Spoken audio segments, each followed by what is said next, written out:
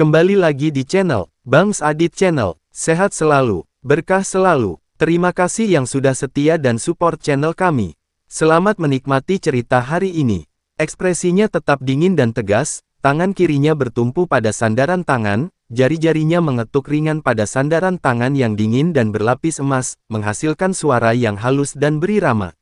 Tatapannya menyapu wajah-wajah memerah dari faksi pro perang, lalu ke alis berkerut dan bibir terkatup dari faksi pro perdamaian, seolah mendengarkan, atau mungkin menunggu, semua orang selesai berbicara. Kedua belah pihak berdebat hampir selama waktu yang dibutuhkan sebatang dupa untuk terbakar, dan suara mereka secara bertahap berubah dari nada bersemangat awal menjadi saling berteriak. Tetua yang pro perang sangat marah hingga janggutnya bergetar, sementara wajah tetua kerajaan yang pro perdamaian memucat dan bibirnya terkatup rapat. Kedua belah pihak saling menatap tajam, tak seorang pun mau duduk duluan. Akhirnya, kepala klan mengangkat tangannya dan menekannya perlahan. Pergerakannya kecil, tetapi semua suara di aula lenyap pada saat itu, seperti seember air dingin yang disiramkan ke kepala seseorang. Suara-suara perdebatan, bantingan meja, dan sanggahan tertahan di tenggorokan mereka saat semua orang menoleh untuk melihat sosok berwarna ungu keemasan di ujung meja. Kepala klan perlahan berdiri. Saat dia berdiri, auranya mulai meningkat berlapis-lapis. Awalnya, dia tidak bersikap kasar, tetapi setiap kali dia berdiri tegak, keagungan tertinggi seorang kultivator Grand Luo Golden Immortal tingkat 7 terungkap seperti gletser kuno yang perlahan runtuh, menyebabkan hukum dan pola seluruh aula bergetar dan berkedip-kedip tak menentu. Tetua yang pro perang tanpa sadar mundur setengah langkah, dan tetua kerajaan yang pro perdamaian juga menundukkan kepalanya, tak seorang pun berani berkata apapun lagi. "Apakah kalian sudah selesai berdebat?" tanya kepala klan, suaranya tidak keras maupun pelan, namun terdengar jelas oleh semua orang. Tidak seorang pun berani menjawab panggilan itu. Salah satu dari kalian mengatakan untuk melancarkan serangan besar-besaran, yang lain mengatakan untuk meminta pertolongan dari langit, masing-masing memiliki alasan sendiri dan menyerukan keadilan.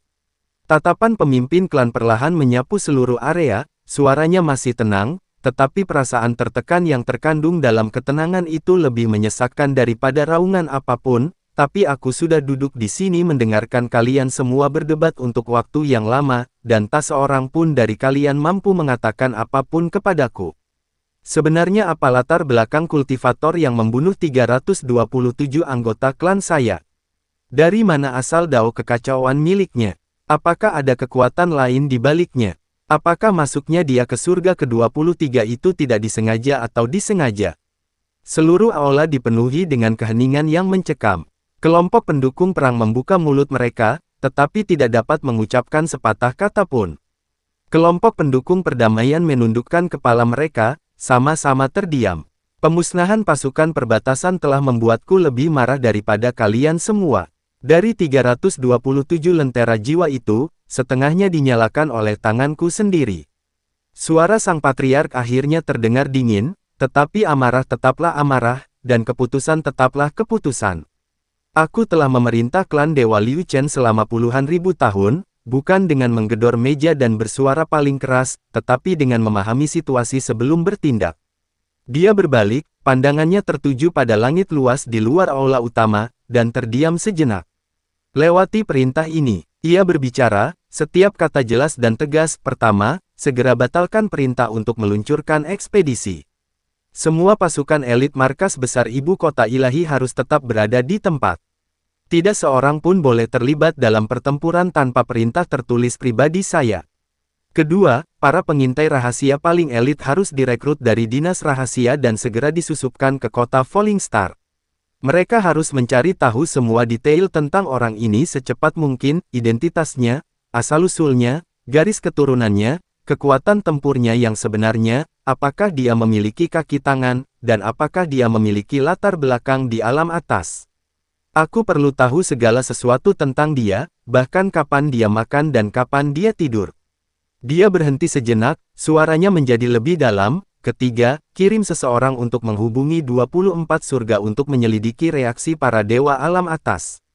Jika latar belakang orang ini benar-benar melampaui alam surga ke-23, saya akan mengambil keputusan sendiri. Tetapi sampai saat itu, seluruh pasukan akan tetap diam, menyelidiki tetapi tidak terlibat dalam pertempuran. Setelah perintah diberikan, aula menjadi hening sejenak, lalu semua orang berdiri, membungkuk, dan menerima perintah tersebut. Meskipun tetua pro-perang itu dipenuhi rasa kesal, dia tidak berani mengucapkan sepatah kata pun dan hanya bisa menggertakkan giginya dan membungkuk, "Rakyatmu, patuh."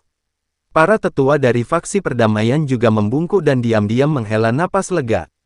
Tepat ketika semua orang hendak pergi, tetua kerajaan yang telah berdebat dengan faksi utama hampir sepanjang hari berhenti, berbalik, dan berjalan kembali sambil berkata dengan sungguh-sungguh, "Patriark, ada satu hal lagi."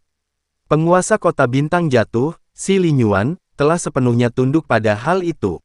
Seorang kultivator terkenal, dia memiliki gulungan yang merinci 23 lapisan alam rahasia yang disusun oleh para penguasa kota sebelumnya, yang menandai beberapa lokasi kuno.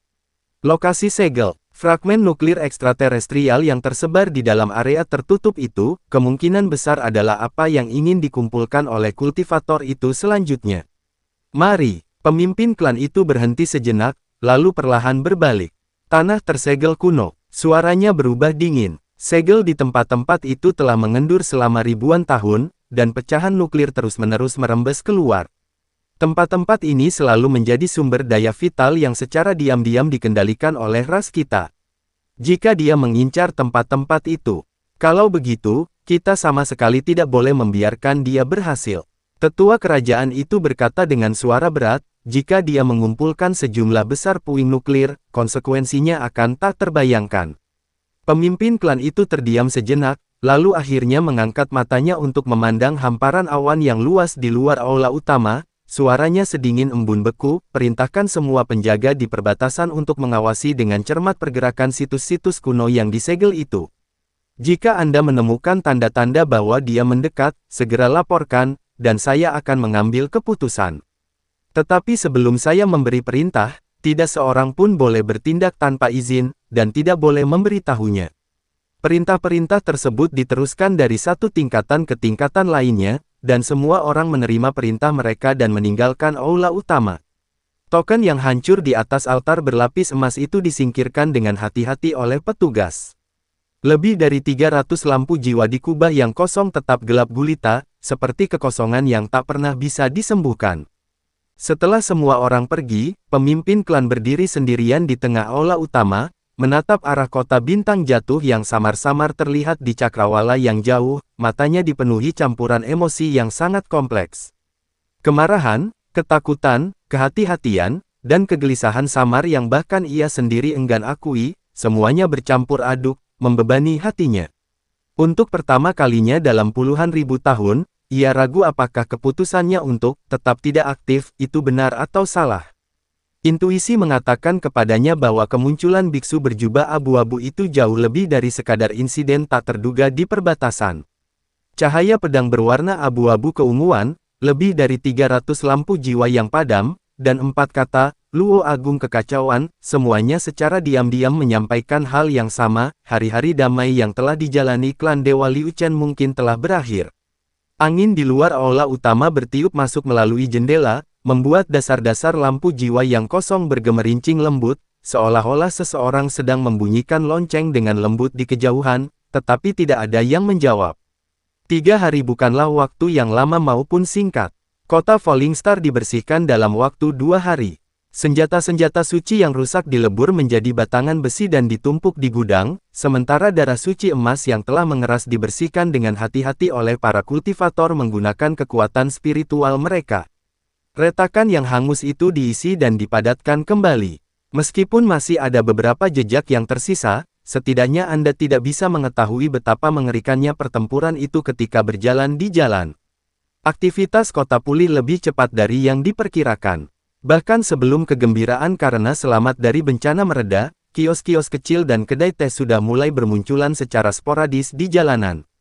Beberapa orang mulai mendirikan kios untuk berjualan lagi, dan meskipun mereka berbicara dengan suara pelan, vitalitas kehidupan akhirnya kembali. Halaman tempat tinggal Chen Ping berada di dekat bagian utara kota, tidak terlalu jauh dari kediaman penguasa kota, tenang dan tidak terganggu. Halaman itu kecil, dengan 3 kamar yang mengelilingi ruang terbuka kecil. Si Lin Yuan mengirim seseorang untuk mengantarkan beberapa kebutuhan sehari-hari dan secara khusus menemukan 2 pelayan yang cekatan dan efisien untuk mengurusnya. Chen Ping tidak menolak, dia hanya jarang keluar rumah. Anak, memang sudah mulai pulih. Meskipun pertempuran akhirnya dimenangkan, harga yang harus dibayar untuk menahan formasi pembunuh 6 harmoni itu nyata, dan terobosan paksa ke alam Luo Agung dicapai di bawah tekanan yang sangat besar. Meskipun fondasi Dao telah distabilkan, masih ada beberapa luka kecil yang tersembunyi di area-area sensitif seperti meridian, jiwa, dan asal mula. Cedera ini tidak berakibat fatal dan mungkin tidak terlihat tanpa pemeriksaan yang cermat, tetapi jika dibiarkan tanpa perawatan, cedera tersebut akan menumpuk dan menjadi bahaya tersembunyi. Jiang Xuelan adalah orang pertama yang memasuki kamarnya. Malam itu, ketika hari sudah gelap, dia mendorong pintu hingga terbuka dan masuk sambil membawa semangkuk bubur spiritual. Setelah meletakkannya di atas meja, dia tidak langsung pergi. Chen Ping duduk bersila di atas tempat tidur, mengatur napasnya.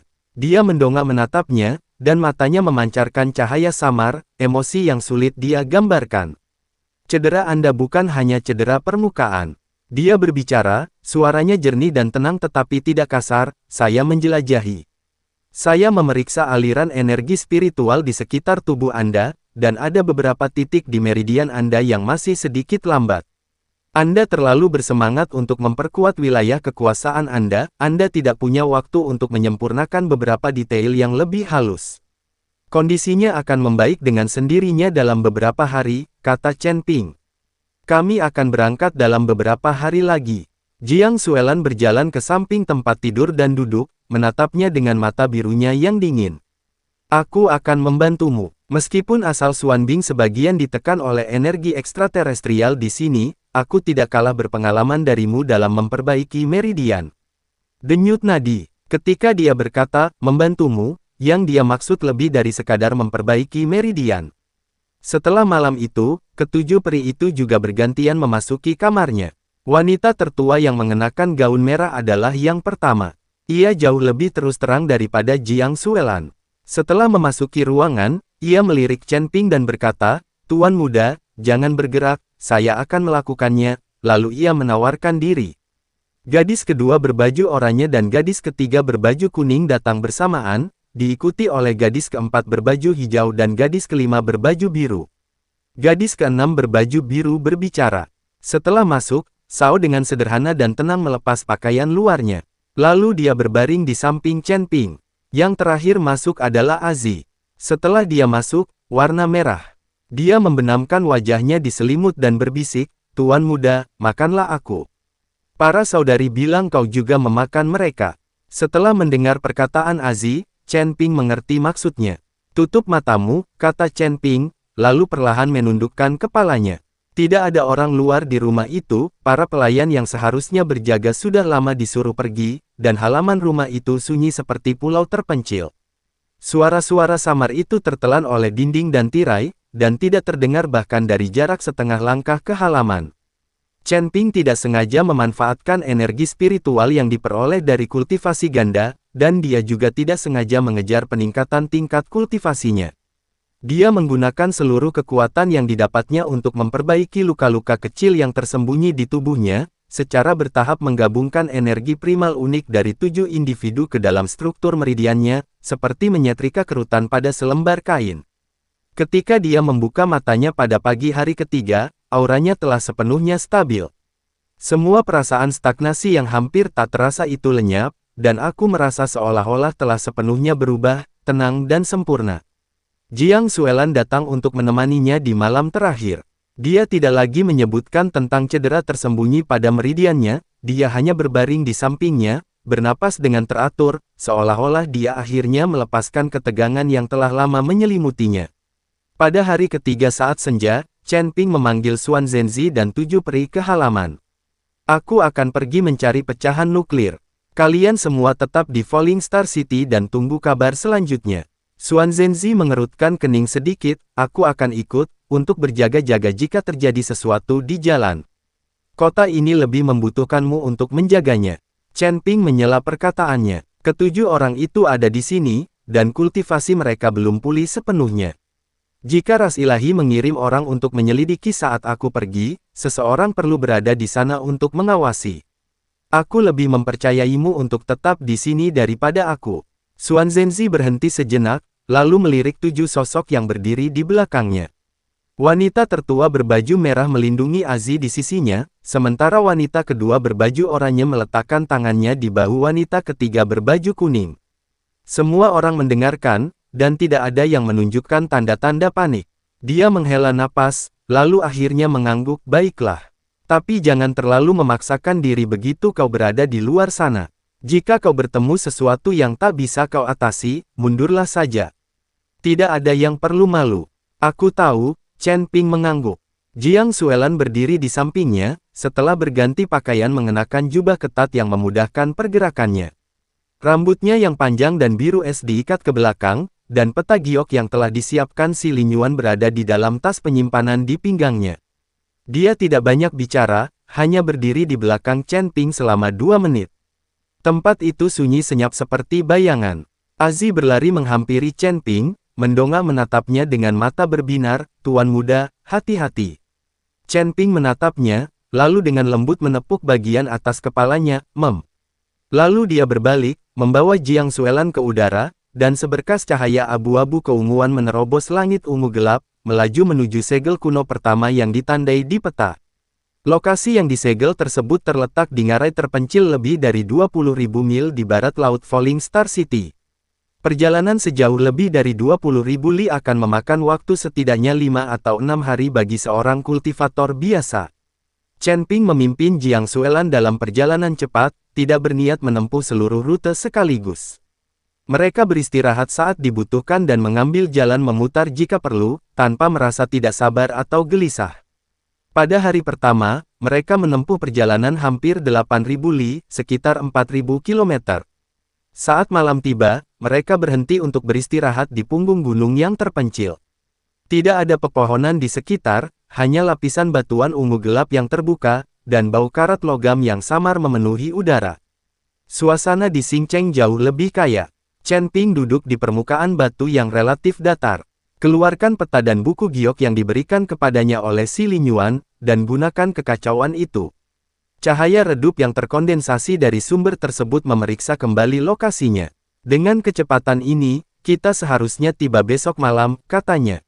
Jiang Xuelan duduk di sampingnya, jalanan ini terlalu sepi. Chen Ping tidak membantah kata-katanya, memang terlalu sunyi. Sejak meninggalkan kota bintang jatuh, kami belum bertemu dengan patroli ilahi maupun jejak kultivator di sepanjang jalan, bahkan burung dan binatang pun jarang terlihat. Ada perasaan hampa yang tak terlukiskan yang menyelimuti tanah tandus ini, seolah-olah seseorang sengaja menghindari daerah ini. Para dewa pasti telah menempatkan penjaga di sekitar area ini, tetapi mereka tidak akan terlalu dekat dengan anjing laut itu. Mereka takut mengganggu anjing laut itu sendiri. Berhati-hatilah saat kalian mendekat besok, kata Chen Ping. Jiang Xuelan mengangguk dan tidak mengajukan pertanyaan lagi. Angin malam bertiup dari arah ngarai, membawa kabut ungu gelap yang lebih tebal daripada siang hari dan bau amis yang samar, seolah-olah sesuatu perlahan merembes keluar dari bawah tanah. Chen Ping melirik ke arah itu, kilatan muncul di matanya sebelum kembali tenang. Malam yang hening, keduanya berangkat lagi saat fajar keesokan harinya. Semakin ke arah barat laut Anda pergi, warna tanah akan semakin gelap, secara bertahap berubah dari batuan coklat keabu-abuan menjadi lapisan batuan kristal berwarna ungu gelap. Energi spiritual di udara semakin menipis, digantikan oleh aura aneh, seolah-olah dirasuki oleh semacam kekuatan. Kabut ungu itu tidak lagi sekadar melayang di udara, melainkan mengalir perlahan di sepanjang tanah seperti aliran sungai. Saat Anda menginjaknya, Anda dapat merasakan sedikit kelembapan dan lengket, seperti menginjak lapisan es yang sangat tipis. Chen Ping tiba-tiba berhenti dan melihat ke depan dengan tatapan sedikit menyipit. Ratusan kaki jauhnya, seberkas cahaya ungu gelap berputar perlahan, membentang dari tanah hingga ke kedalaman langit, seperti tornado yang membeku di udara. Bintik-bintik cahaya ungu kecil terus terlepas dan tersebar dari permukaan berkas cahaya, seperti bara kembang api yang tertiup angin. Ketika titik-titik cahaya itu bersentuhan dengan kabut di sekitarnya, mereka mengeluarkan suara mendesis yang sangat samar, lalu dengan cepat meredup dan menghilang. Itulah fluktuasi penghalang dari area yang tertutup rapat. Jiang Xuelan juga berhenti, mata birunya yang dingin sedikit menyipit.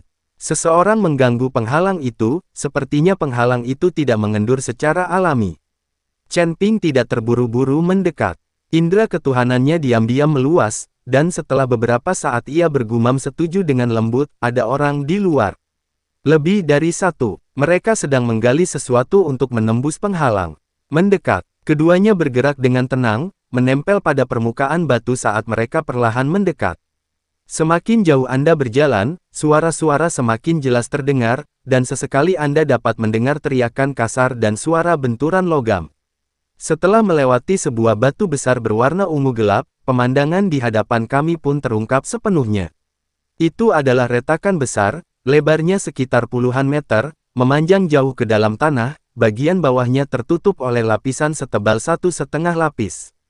Bangs Adit Channel, tirai cahaya berwarna ungu gelap yang transparan menutupi area tersebut, dengan riak-riak halus mengalir di permukaannya, seperti riak yang menyebar di air.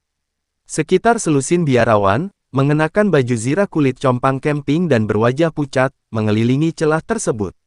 Beberapa menggunakan pahat atau alat serupa untuk mengetuk dan mengutak-atik di sekitar tepi layar cahaya, sementara yang lain berjongkok di tanah sambil memilah sesuatu.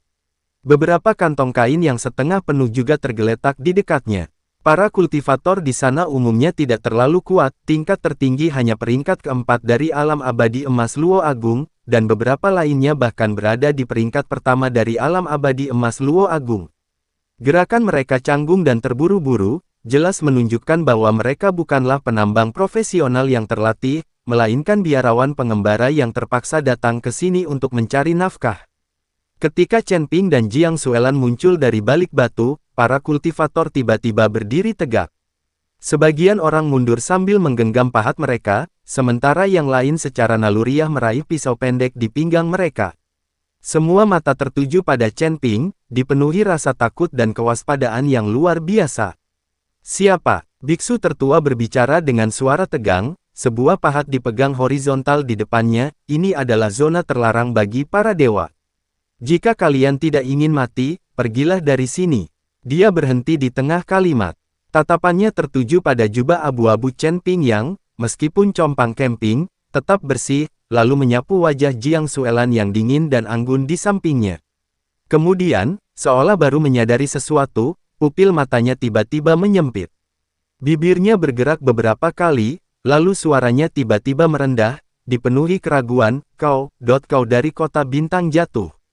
Chen Ping tidak menjawab, tetapi melirik tas kain di kaki mereka, "Apakah kalian juga di sini untuk mengumpulkan puing-puing nuklir?" Kelompok kultivator sesat itu saling memandang, dan akhirnya kultivator yang lebih tua adalah yang pertama meletakkan pahatnya, lalu tersenyum getir, "Apa maksudmu, juga? Kami datang hanya karena tidak punya pilihan lain." Setelah benteng-benteng protos dibersihkan, pertahanan luar memang menjadi lebih longgar selama beberapa hari. Kami memanfaatkan kesempatan ini untuk mendapatkan beberapa fragmen nuklir untuk ditukar dengan batu roh, karena kami hampir kelaparan di rumah. Namun tempat ini sungguh aneh. Lapisan terluar dari fragmen inti penghalang hampir seluruhnya telah digali, dan kami tidak berani memaksa masuk ke bagian yang lebih dalam. Setelah 2 hari menggeledah, kami hanya berhasil mengumpulkan tas kecil ini, bahkan tidak cukup untuk mengisi celah gigi.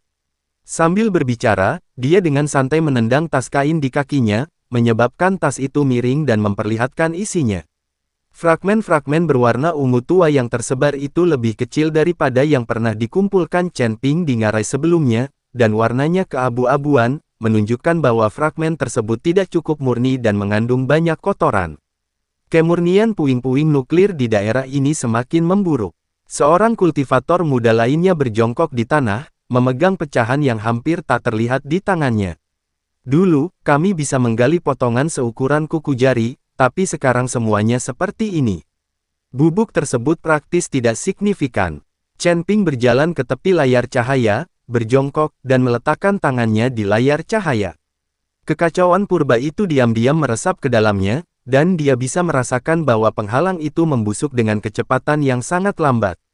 Di bagian dalam, sejumlah besar pecahan nuklir disaring dan tertahan di permukaan penghalang, sementara puing-puing nuklir yang dapat menembus ke dunia luar semakin berkurang dan semakin terfragmentasi, seperti ampas tebu yang telah diperas hingga kering. Dia menarik tangannya dan menatap kultivator jahat yang lebih tua itu, apakah ada tempat lain di sekitar sini di mana aku bisa menggali pecahan nuklir? Lingkungan itu hilang. Kultivator tua yang nakal itu menggelengkan kepalanya, jika kau pergi 2 hari lebih jauh ke barat laut, ada area tertutup yang lebih besar. Cadangan puing nuklir di sana seharusnya lebih banyak daripada di sini. Namun tempat itu diawasi ketat oleh para dewa, ada patroli di pinggirannya sepanjang tahun. Kami, para kultivator liar, sama sekali tidak bisa mendekat. Jika kami melakukannya, kami akan kehilangan nyawa kami. Chen Ping berhenti sejenak, lalu menunduk melihat kakinya.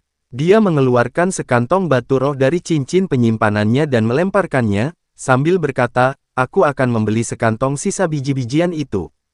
Kultivator yang lebih tua dan tidak berafiliasi itu menangkap batu spiritual tersebut, matanya terbelalak karena takjub. Dia berdiri di sana tertegun selama beberapa saat sebelum tersadar, lalu buru-buru menawarkan kantong kain itu dengan kedua tangan, terima kasih, senior. Para petani independen lainnya juga menunjukkan ekspresi iri dan lega. Beberapa orang diam-diam menghela napas lega, dan jari-jari yang tadinya mencengkeram erat belati itu perlahan mengendur. Mereka tidak tahu siapa Chen Ping, tetapi fakta bahwa orang ini dengan santai bisa membuang sekantong batu spiritual untuk membeli sekantong pecahan inti kenajisan berarti dia adalah seseorang yang tidak bisa mereka ganggu. Penyelesaian damai sudah merupakan hasil terbaik. Setelah mengumpulkan pecahan nuklir, Chen Ping bertanya kepada kultivator sesat itu, Paman, bolehkah saya bertanya sesuatu? Silakan tanyakan apa saja padaku, Tuan Muda, kata kultivator tua yang nakal itu. Kau tidak bisa menyerap pecahan nuklir ini untuk kultivasi, jadi kepada siapa kau bisa menjualnya untuk mendapatkan batu spiritual? Tanya Chen Ping dengan penasaran. Karena hanya para dewa yang memiliki kemampuan untuk memurnikan energi nuklir. Oleh karena itu, fragmen nuklir ini tidak banyak berguna bagi para kultivator jahat. Mendengar pertanyaan Chen Ping, kelompok itu terkejut. Mereka kemudian mengamati Chen Ping sebelum kultivator tua yang jahat itu berkata, Tuan Muda, Anda bukan dari surga ke-23. Di surga ke-23, pecahan nuklir ini sangat berharga. Di pasar gelap, seseorang akan membelinya dengan harga tinggi. Adapun apa yang akan mereka lakukan dengan barang-barang itu setelah pembelian, tidak ada yang tahu, dan tidak ada yang tahu siapa pembelinya. Pengadaan barang di pasar gelap. Chen Ping sedikit mengerutkan kening, lalu bertanya, Paman, di mana pasar gelapnya? Bisakah Paman mengantarku ke sana? Fang, sambil Chen Ping berbicara, dia mengeluarkan sekantong batu spiritual lainnya dan menyerahkannya kepada orang lain. Setelah melihat bahwa Chen Ping adalah orang kaya, kultivator tua yang nakal itu dengan cepat mengangguk setuju, sambil berkata, baiklah, ikutlah dengan kami. Kebetulan kami memiliki beberapa ramuan abadi dan obat spiritual lainnya untuk dijual. Chen Ping tidak berlama-lama. Dia memasukkan kantong berisi pecahan nuklir ke dalam cincin penyimpanannya, memberi isyarat kepada Jiang Suelan untuk mengikutinya, dan terus berjalan ke arah barat laut di sepanjang tepi retakan. Terima kasih yang sudah setia dengan channel kami. Bangs Adit Channel, sehat selalu, berkah selalu.